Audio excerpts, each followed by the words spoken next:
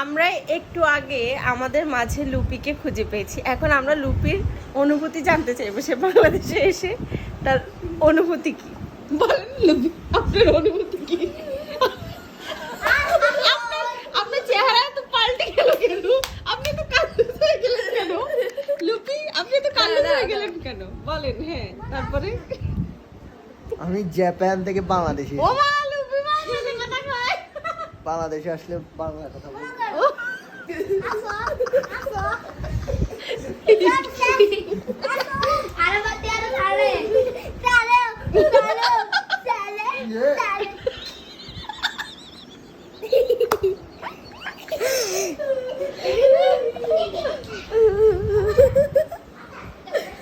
Dati আসতে থাকো।